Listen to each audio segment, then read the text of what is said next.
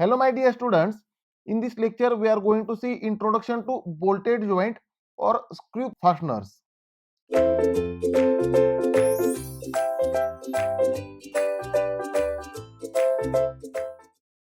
Now the screw or bolt is formed by cutting continuous helical grooves on the cylindrical surface. Now let us consider there is one cylindrical surface here. Now on this cylindrical surface, if I form here threads or continuous helical grooves, then it will become screw or bolt. Now for this screw or bolt, this portion is called head. Here this portion is called head, and this portion on which helical grooves are not made, this is continuous portion. On this helical grooves are not made, this portion is called shank. And whenever threads are made, this portion is called continuous helical grooves are made here, means threads are made, means this portion is called thread. It is thread. Now the diameter of shank is d, that is major diameter. Here diameter of shank is termed as d, and the minor diameter of thread is core diameter. This diameter is called core diameter dc, core diameter dc. And generally the length of head is considered as 0.8 d. This length is 0.8 times d. Now it may be a screw, this may be a screw, or this may be a bolt. That depends on the application. Whenever you are using nut for the assembly, then we are using bolt, that is nut and bolt assembly. And if nut is not used, then it is screw. Let us understand in diagram. Now here let us consider this is plate 1, plate 2. We can say this is plate 1 and plate 2. Now my target is to connect these two plates with the help of bolted joint. Now here I will use a bolt. Here you can say this is a bolt having, this is a head of bolt, this is a shank portion and threaded portion, and will go throughout these two blades. I will drill one hole between these two plates, and I will put a bolt, and on this bolt I will tie the nut. Here it is nut, this is a nut. Therefore this assembly is called nut and bolt assembly, right? This assembly is called nut and bolt assembly. Two components or two distinct components are connected with the help of nut and bolt assembly. Now generally the height of head of bolt is 0.8 times shank diameter, and the height of nut is shank diameter, equal to shank diameter. This is general terminology, right? Now if I don't use this nut, if I only use this threaded portion or this portion for making joint, then it is called screw or screw joint. Now let us consider this is your wall, and for this wall I need to fit some device, let us say plate. Let us say here it is a wall, your wall, and it is a plate, right? Now I want to make a connection between plate and wall. Now inside wall there is no provision for arranging nut, right? We cannot fit nut inside wall. Therefore here instead of nut, this, or instead of nut and bolt, we are using screw. Now this is a screw. This assembly is called screw joint. Now in a screw joint we are applying torque on the head. The torque is applied on the head, or we are rotating head, so that the screw will go inside the wall and this plate will be permanently fitted to the wall. And for this purpose again here washer is used. Here you can say this plate, small plate, is called, circular plate is called washer. Now the purpose of this washer is to increase the area of contact. The purpose of washer is to increase area of contact. Area of contact is increased because of this washer, or increase the bearing or holding area, so that as area increases stresses decreases, right? Now therefore such type of joint is called screw joint or now you can understand diagrammatically. See here nut and bolt assembly is given. Here this portion, this part is called nut, which is rotated on bolt. to get open or to get closed, right? Here it is a head of bolt, right? It is a bolt or threaded portion, threads on the bolt, right? Now for this bolt, shank is not provided.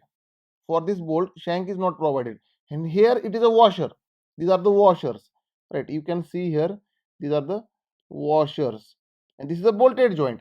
This is called nut and bolt assembly, right? Nut and bolt joint. Now, in another view, you can see screw. This is a screw. Now, for this screw, this portion is threaded portion, and as threads are not provided on this part, therefore this is a shank, and diameter over here is called shank diameter, and the minimum diameter on the thread, you can say here, the minimum diameter on the thread is called core diameter. This minimum diameter is core diameter, right? And maximum diameter is equal to diameter of shank, you can observe here. Now this will be the head of this screw, right? And for this screw, no need of nut, it is directly fitted by rotating.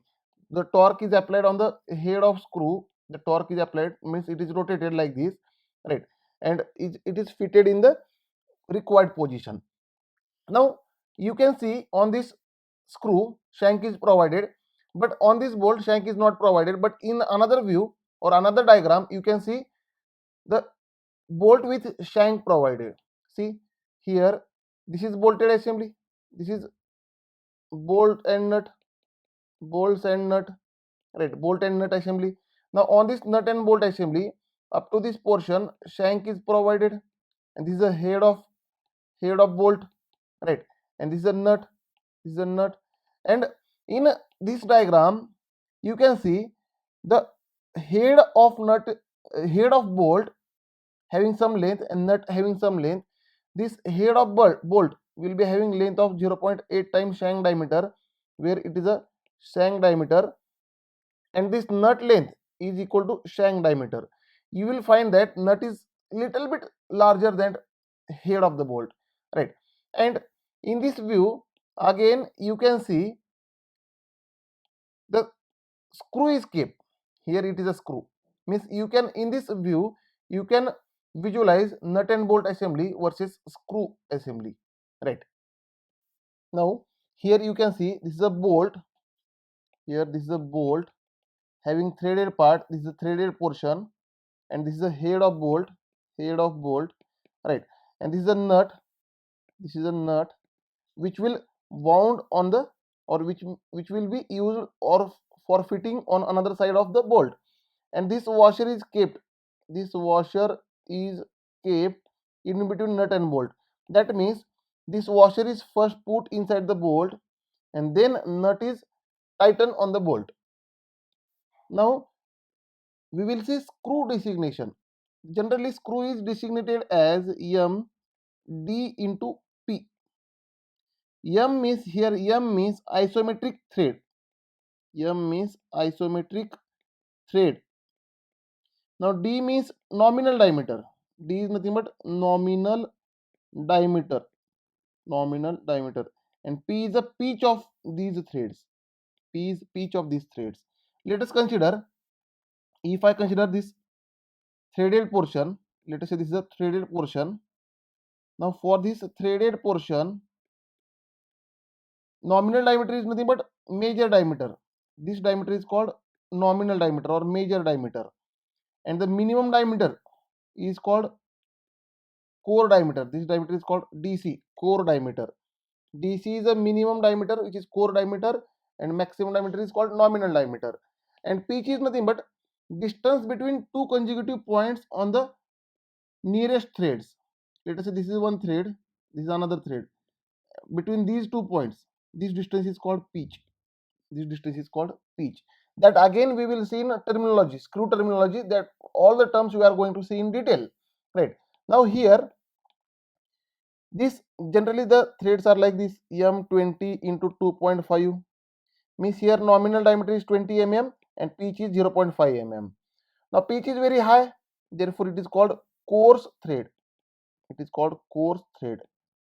Again, M20 into 1.5 means now pitch is decreasing here, right? Pitch is decreasing, pitch is equal to 1.5, therefore these are called fine threads. These are called fine threads. Now you can see in diagrammatically, let us say there are fine threads, they will look like this.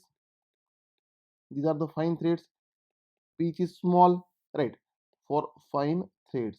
And for coarse threads you can see like this, these are coarse thread, pitch is very high, right? And coarse thread, these coarse thread are generally used for normal applications. Coarse threads are used in normal applications, and these fine threads are used for vibration bodies. Whenever there are more vibrations, they will absorb more vibrations. These fine threads absorbs more vibration. Therefore, for vibrating bodies, these coarse fine threads are used. For example, in all car nut and bolts, in car or buses or any vehicles, if there is a joint, then we are using maximum time nut and bolt assembly. But in wall, there are less vibrations, therefore coarse threads are used.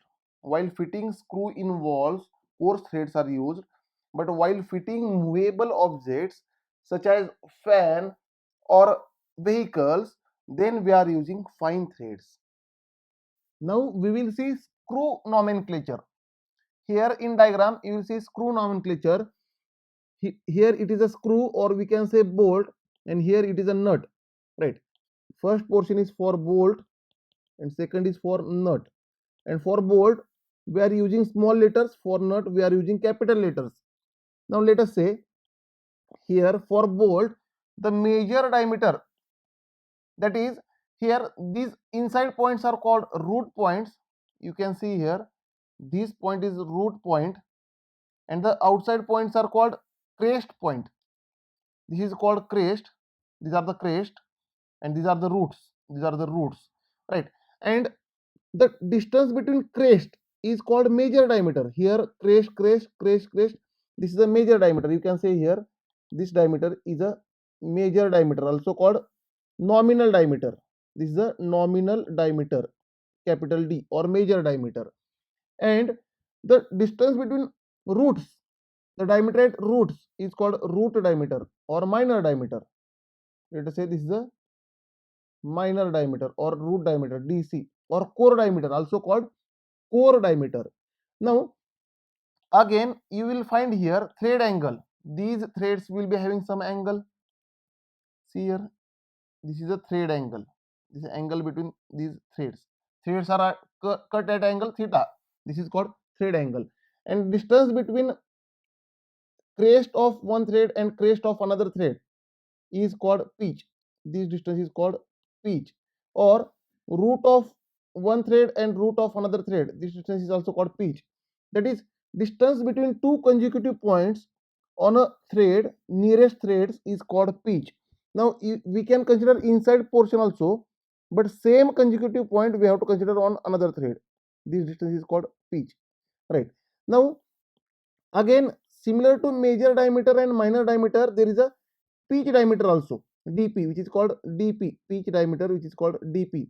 Pitch diameter, you can see this pitch diameter is in between major diameter and minor diameter. It is also called effective diameter. Pitch diameter is also called effective diameter.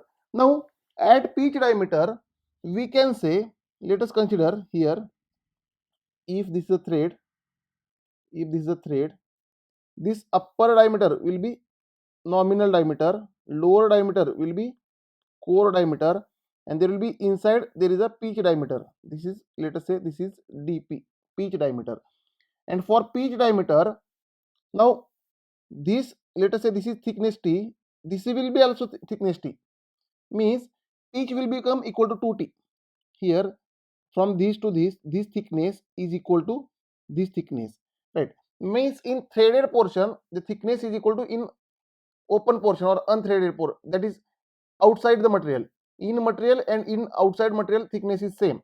You can say here, you can see like this. Let us say this is a thread. Let us say this is a thread. At pitch diameter, this diameter is dp as pitch diameter. Inside material thickness is T, outside material also thickness is T. Therefore, pitch becomes 2T. This will be the and diameter at such location where P is equal to 2T and TT are same is called pitch diameter. Now for nut, you can say here this point is crest. Here this point is crest and inside point is root. Here these are root points. These are root points and these are crest points. Now here root diameter is more. For nut, you can see the major diameter is diameter at root. This is major diameter, which is nothing but capital D, right? Which is called diameter at root, or also called a nominal diameter. Also called nominal diameter. And at crest, if you see diameter, this is core diameter. At crest, it is a minor diameter or core diameter, or it is a crest diameter at crest, right? Means we can say for bolt, see here, crest diameter is maximum and root diameter is minimum. But for nut, exactly opposite. That is, root diameter is maximum and crest diameter is minimum. Again, the distance between two consecutive points on the nut, threads on the nut, is called pitch. Let us consider, if I consider this point and this point, then this distance is called pitch, or this point and this point, this distance is called pitch, right? And there is a nominal diameter, there is a pitch diameter also, which is called effective diameter.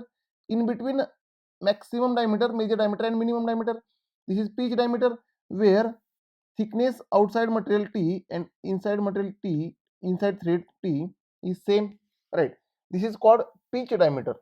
Now during assembly, this nut will fit on this bolt. Let us say if they are taken in contact and if this nut is rotated, this will fit on this bolt, or if this bolt is rotated, this will fit on this inside this nut. Means bolt will go inside nut and nut will go outside bolt, right? And there is one definition called lead. It is represented by capital letter L. Lead is nothing but distance traveled by screw in one revolution. Distance traveled by screw in one revolution or in one rotation, right? And this lead is equal to P for single start thread. Single start thread. This lead is equal to 2P for double start thread. Double start thread. This lead is equal to N times P for multiple start thread. That is N start thread. N start thread. Right. That means whenever lead is equal to P, that is for single start thread, if this screw is rotated 360 degree, then it will advance a distance equal to P, that is lead is equal to P. It will advance a linear distance equal to P, that is P. For double start thread, this linear displacement is equal to 2P, that is for one rotation, linear displacement is equal to 2P. For triple start thread, for one rotation of screw, the linear displacement, straight displacement will be L is equal to 3P. Now we will see stresses in screw. See, in screw, there are basically two types of stresses, or we can say three types of stresses. Basically, two types of stresses, and these two types of stresses are added together to make third type. The first is stresses due to initial tension, or also called preload. Second is stresses due to external loads, and third is initial preload and external load is acting on the vessel. Now let us understand them. You can see this IC engine. Here it is a IC engine. Now for this IC engine, here this is a cylinder, this is a piston. Now and cylinder is connected to the cylinder head. This is cylinder head is connected to this cylinder, and inside cylinder piston is reciprocating. This piston is connected to the connecting rod, and this crank is rotating here. This crank is rotating. This is a crank. We can say this is a connecting rod. This will be piston, this will be cylinder, and this is a cylinder head. Now to connect cylinder with cylinder head, we are using here nut bolt assembly, and in this nut bolt assembly there is very high initial tension, very high we can say initial tension. Initial tension. These are called stresses due to preload. Right, already very high tightening force is applied here. By rotating this, very high tightening force is applied so that the joint will become leak proof. Now we will see advantages of initial preload or initial tightening later. Let us understand the types of stresses. Now you can see here pipe elbow. In this pipe elbow, the pipe is bent and it is connected to these plates with the help of bolts. These are the bolts. Now this pipe is trying to become straight. This pipe is trying to become straight, but because of these bolts it is not possible to become straight. Means in these bolts there is a initial tension. In these bolts there is a initial tension. Now along with these initial tensions, there may be an external load also, and to apply external load on the devices, eye bolt is used. You might have seen this type of eye bolts many times, right? If you have four-wheeler in home, in four-wheeler always this eye bolt is kept. Now to apply external load, eye bolts are used, and along with these pre-tensions or initial tensions or preloads, there may be an external load acting on the vessel also. Let us consider a boiler. In boiler, because of internal pressure, there is initial tension in the bolts, and if external force is also applied, then there is external tension. And whenever preload and external loads are acting on the component or nut and bolt or screw, then with the help of complex stresses topic we have to add them or we have to combine them. Therefore this case becomes stresses due to combination of preload and external load. Now let us understand stresses due to preload or initial tension. Now see, here it is a bolt on which nut is wound or nut is rotating. Now this, on this nut for tightening we are applying torque, right? Therefore on bolt also this torque will transmit, right? Apply torque on bolt or apply on nut, the meaning is same. Because of this nut is or bolt is subjected to initial tension Fi, initial tensile force Fi. Now number one, we can find the, we will see how many stresses are acting, initial stresses are acting on this nut bolt assembly. Now here it is a nut, here it is a bolt, right? Now first is tensile stress. First is tensile stress.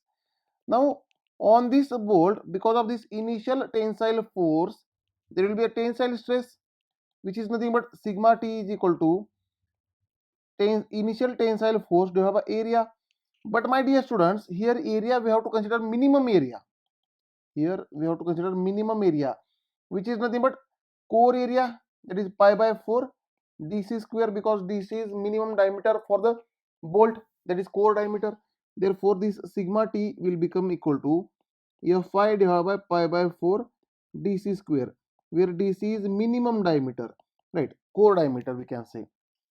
Again, second, because of this torque T, there will be a torsional shear stress.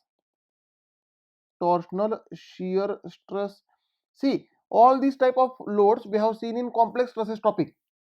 Hence, I am quickly revising these things. Because of this torque, there is torsional shear stress as per equation T by J is equal to tau by R. Right. Therefore, if I derive this, torsional shear stress is equal to T by J into R, which is nothing but, if I derive this for circular cross section having diameter DC is equal to 16t divided by pi dc cube, and this derivation we have already done in complex stresses topics and theories of failure topic. In these two topics you will find these derivations, right? This is nothing but 16t upon pi dc cube. Dc is minimum diameter or core diameter. Always we have to consider core diameter. Now third, there may be a shear stress across threads. There will be a shear stress across threads that we will see. Now for shear stresses across thread, this initial tension Fi is acting on nut. Let us say this is a nut. Here you will find this is a nut, right? And here you will find this is a bolt. It is a bolt, and there are threads on nut as well as bolt. Now here, because of this force F, can we say these threads will get shear out? These threads will get shear out because of this force, right? Now if I understand the bolt or screw, let us say for bolt or screw, for this circular cross section, see, for this circular cross section up to thickness T, let us say this is a thickness T, up to thickness T, this area may get shear out. Circular cross section into thickness T, circular length, this circular length into T means here we can say there will be a shear stress in screw is equal to Fi divided by area. Now for area, we can say the length at this location is pi dc because it is a core diameter. It is a core diameter and major diameter is nominal diameter. Therefore, area will be pi dc into up to thickness T. Up to thickness T. Right, this is area. For single thread, this area will be for single thread. Let us say there are n number of threads in contact. Let us say this is for single thread. Let us say there are n threads in contact. Threads in contact. Therefore, you will get n areas. That is, area is equal to n times pi dc into T. Hence, shear stress in screw or bolt, we can say or bolt, will become equal to Fi divided by n times pi dc into T. And remember, my dear students, for screw we have to consider core diameter, because at this core diameter only these threads will shear out, means this portion of thread will shear out, means go down, right, for circumference pi dc. Now if I want to see shear stress in nut, if I want to see shear stress in nut, it will be Fi divided by area of nut, which will get shear out, area of nut which will get shear out, right? Now let us find area of nut which will get shear out, right? Now for nut, can I say this area will get shear out, this at this location? Therefore we can say for nut at this location for thickness T, it will get shear out. Now at this location, what is circumference, my dear students? At this location, the circumference is, this circumference for thickness T will get shear out. The circumference is pi d. That means here nominal diameter we have to consider for nut, which is nothing but Fi divided by pi d into T. And let us say there are n threads in contact, therefore the area will become n times, right? Therefore it is Fi divided by pi dtn.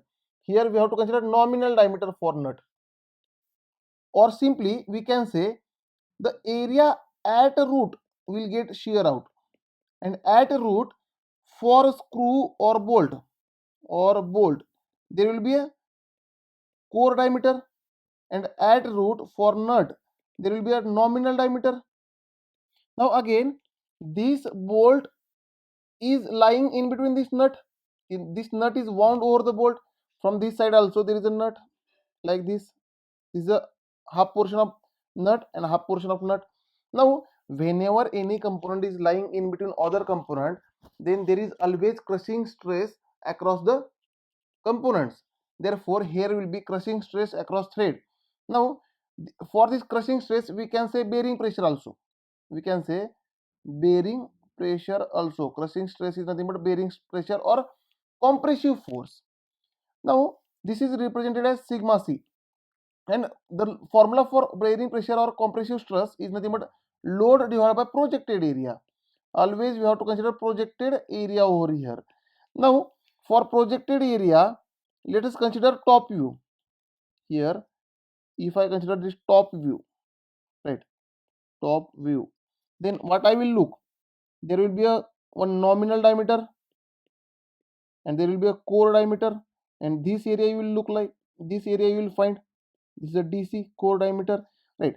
Means here you can see this area, this area, this area will be subjected to crushing.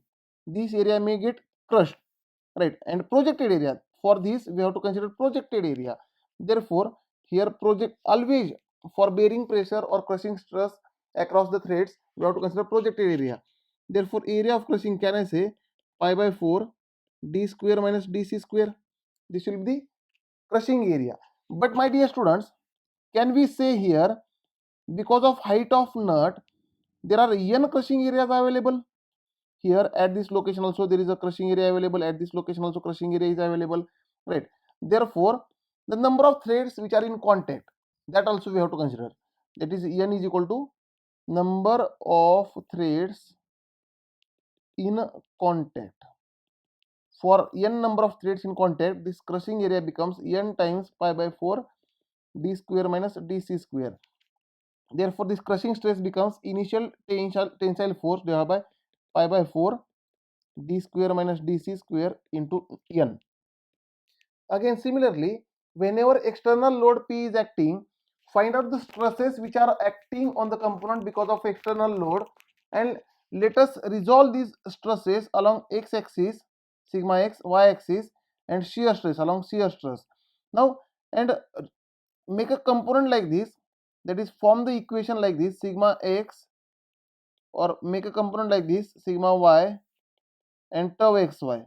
It is subjected to tensile stress or compressive stress along x and y direction, normal stress along x and y direction, and shear stress along shear stress on the component.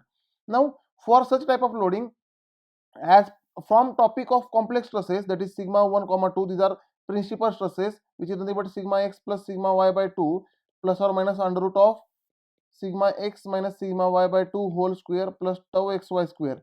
With the help of these equations, find sigma 1 sigma 2, and from tau maximum equation, which is nothing but sigma 1 minus sigma 2 by 2, which is nothing but under root term, that is sigma x minus sigma y by 2 whole square plus tau xy square, right?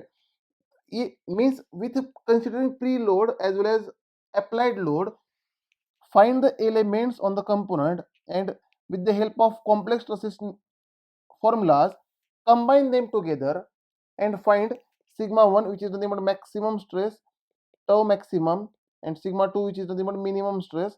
These are called principal stresses. Sigma 1 and sigma 2 are called principal stresses. And with the help of theories of failure topic, design this component. And already we have seen both topics, that is complex stresses as well as theories of failure. Already we have seen both topics.